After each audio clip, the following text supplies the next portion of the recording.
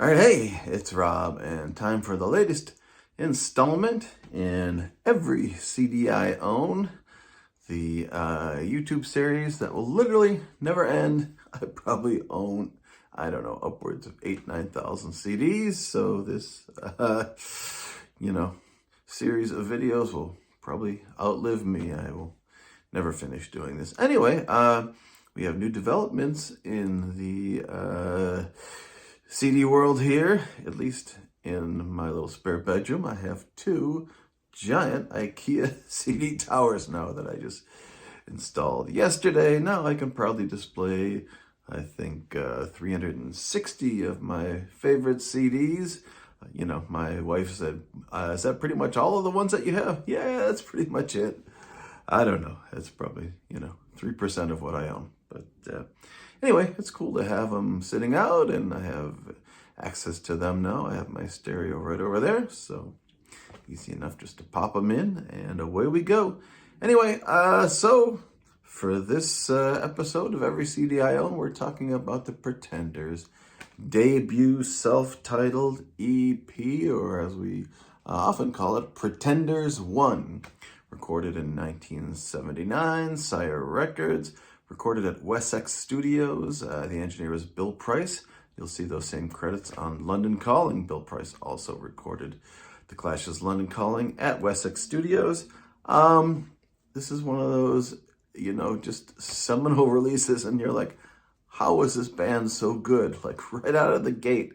I mean, such a great record, such a listenable record. You want to listen from the beginning all the way, to the end. Of course, Brass in Pocket was a big hit, but every song on here, and there's such a wide variety of songs. There's crazy time signatures, songs in, 11/8. There are, songs with Space Invaders sound effects and instrumentals, and just really interesting, really varied stuff. Every song is different.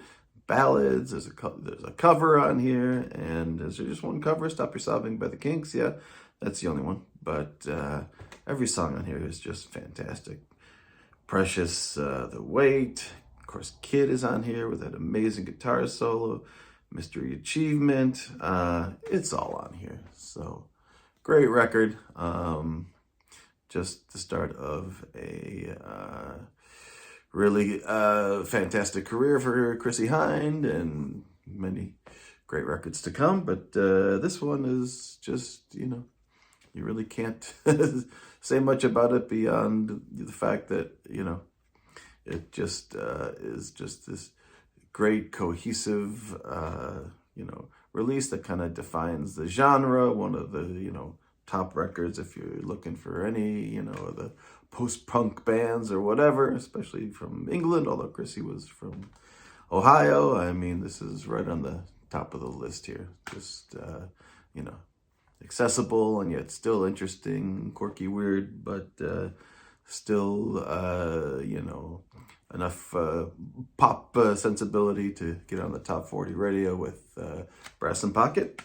As far as the CD, there's not much here. A few pictures inside, and this is probably the original release. I'm sure it's been released multiple times. I think I have like a box set that's the size of a vinyl record, but maybe it's CDs and has extra tracks and live recordings and who knows what. I've got it over there somewhere, maybe. But all right, anyway, that's it. That's the one we're talking about today. Fantastic record. All right, till next time, and there will be many more next times. Thanks for watching.